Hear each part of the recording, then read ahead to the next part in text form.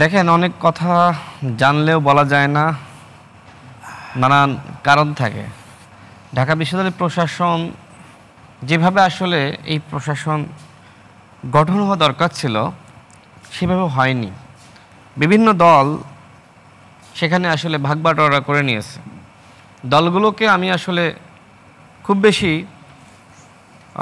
দোষ দিতে চাই না, বরং অন্তর্বর্তীকালীন সরকার গণ অভ্যুত্থানের পরে ভিসিটা কিভাবে নিয়োগ হলো আমরা কেউ জানি না, প্রক্টর কিভাবে নিয়োগ হলো, অন্যান্য যারা মানে উপাচার্য তারা কিভাবে নিয়োগ হলো, ডিন কিভাবে নিয়োগ হলো আপনি জানেন? আপনি তো শিক্ষক, আপনি জানেন না।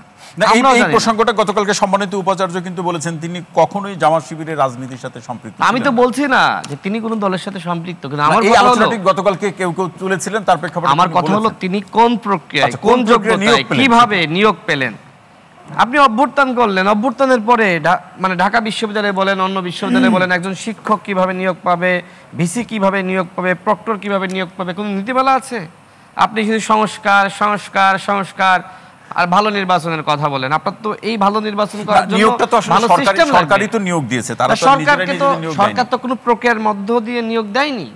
সরকারের যাকে ভালো লেগেছে, সরকারের সাথে সম্পর্ক, তাকে নিয়োগ দিয়েছে। আমি বিতর্ক সৃষ্টি করছি না ভিসিকে নিয়ে, না সেটি বা বিতর্ক অথবা একটি প্রসঙ্গ, কিন্তু এটা বলুন রাশেদ খান যে তারা এই নির্বাচনকে প্রভাবিত করার চেষ্টা করেছে কিনা। দেখেন, আমি সেইখানে আসি।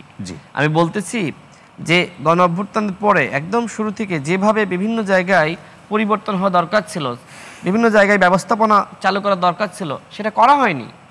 সচিব বলেন, ভিসি বলেন, ডিসি বলেন, এসপি বলেন, সব ওই আওয়ামী স্টাইলে নিয়োগ হয়েছে, যে কারণে এখন অভিযোগ অনুযোগ থাকবে।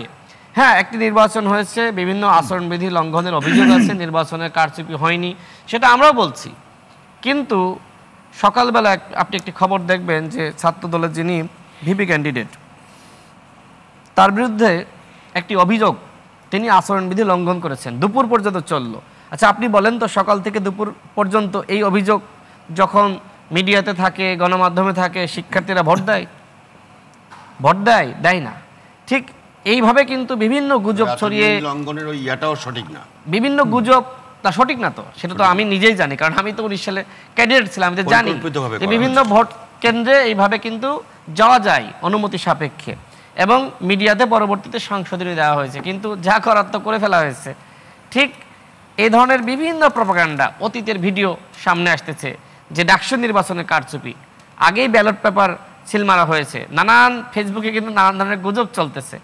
আগামীকাল জাহাঙ্গীরনগর বিশ্ববিদ্যালয়ের নির্বাচন, ইতিমধ্যে সকাল মানে রাত থেকে শুরু হয়ে গেছে গুজব, এই হচ্ছে সেই হচ্ছে, এই ভিডিও সেই ভিডিও, মানে আগা নাই মাথা নাই, মাঝখানে 30 সেকেন্ডের ভিডিও। শিক্ষার্থীরা তো ব্যাপকভাবে বিভ্রান্ত। এই যে গুজব, আপনি কিভাবে মোকাবেলা করবেন? একজন ভালো মানুষকে এইভাবে হারিয়ে দেওয়া হচ্ছে বিভিন্ন অভিযোগ অনুযোগ সৃষ্টি করার মাধ্যমে। না, কিন্তু ভোটার যখন বিশ্ববিদ্যালয়ের শিক্ষার্থী গুজব তৈরি করলে তারা সেই গুজবে সহজে পা দিবে, এমনটা কি? বিশ্ববিদ্যালয়ের শিক্ষার্থীরা কি গুজবে পা দেয় না?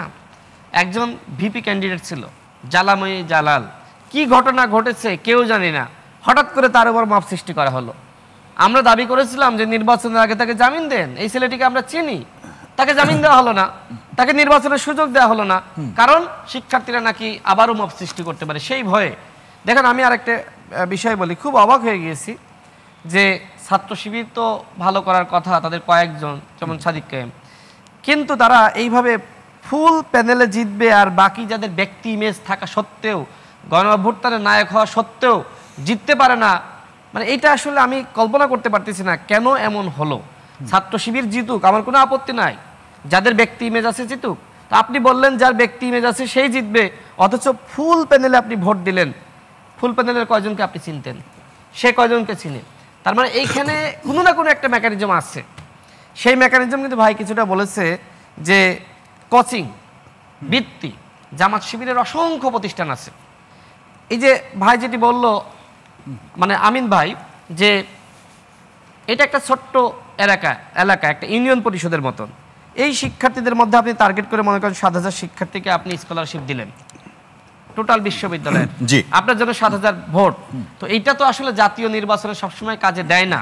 তবে সব থেকে অবাক করার বিষয় হলো যে এইভাবে মানে সব প্যানেলের প্রার্থীরা হেরে গেছে, যে কারণে সব থেকে সংকট আমার মনে হয় জামাত শিবিরের জন্য, যে তারা কিভাবে জিতলো। এখন বাকিরা তো সবাই এক হয়ে যাবে, যে আমাদের সবাইকে কোনো না কোনো মেকানিজম করে হারিয়ে দেওয়া হয়েছে।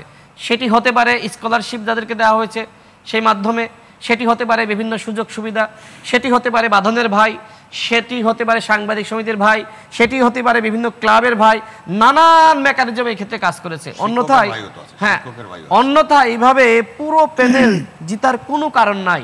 যেখানে যে ছেলেটি ডাকসু নির্বাচন আদায় করলো সেই ছেলেটি ভোট পায় না, কিন্তু যাকে আমরা কখনো চিনি না, দেখি নাই, সে আবার ডাকসু নির্বাচনের নেতা হয়ে গেছে শিক্ষার্থীদের ভোটে।